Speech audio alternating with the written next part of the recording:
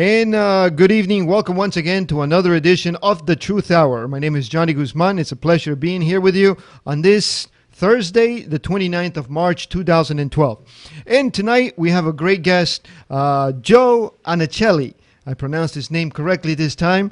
Joe Anicelli is an international speaker, researcher of the science, the human design, among other things. He's also an artist, musician, and I asked him to play a little music for us so you can enjoy this beautiful sound of the piano. Let's bring in Joseph in.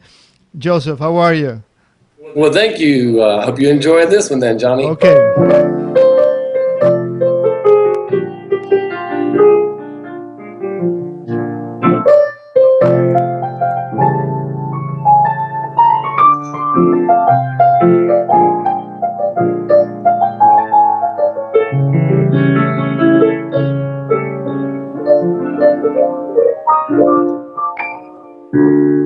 It's a little song I wrote about knowing yourself. So it goes with tonight's theme.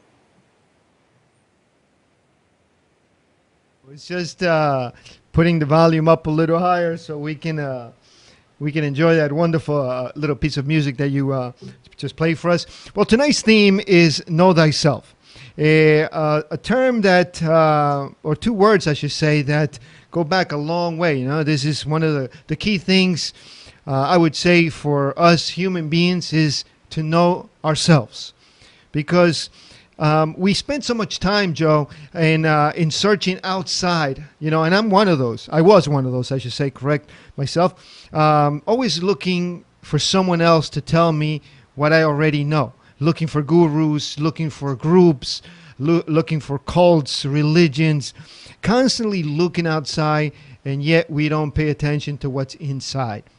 So I think tonight's theme is very important in these critical times. And of course, we're going to talk about the human design, which is something extremely important because that's a great tool to know yourself. So Joseph, let's begin with, how do you view knowing yourself?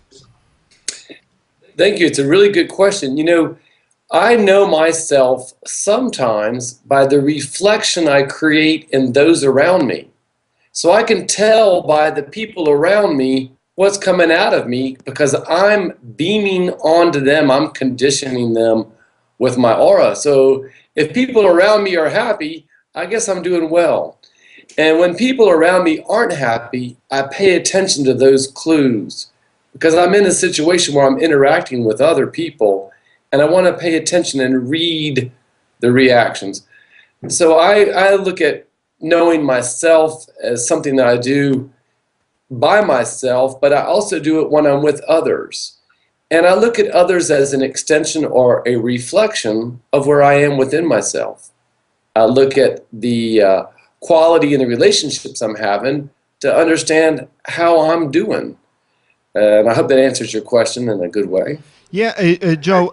One of the problems that I see today is that we, as I mentioned earlier, we spend so much time looking for groups to belong to. I mean, it's understandable up to a certain point because us humans, you know, we like to be in packs. I mean, the worst thing that you can do to a human being is separate him or make him feel that he doesn't belong to a group. And this is what different organizations tend to do. And this is how they entrap people. And obviously they feed them wrong information, just for argument's sake.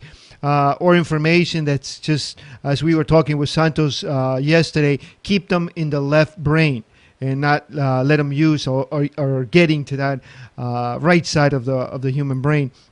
So how has your experience been, or your personal experience been in belonging to groups or looking for outside to find information or to become more conscious of yourself? Have you fallen into that as well, Joe? Oh yes, I'm certain at times I've fallen into it when I didn't know I was falling into it, and I've fallen into it during times when I was aware and actually made that choice so that I could have the experience to learn what I would learn in that group. You're absolutely correct. A lot of us want to belong to something or someone, and then there's some of us who are very happy and we're not looking. And those people who are looking at us, looking for ourselves, are laughing because they see us going to these groups and these gurus and these books. In the end, we're all creatures who want to love other creatures and want to be loved by other creatures. And we're stumbling through the minefields trying to find out something about us that helps us with that process of loving and being loved.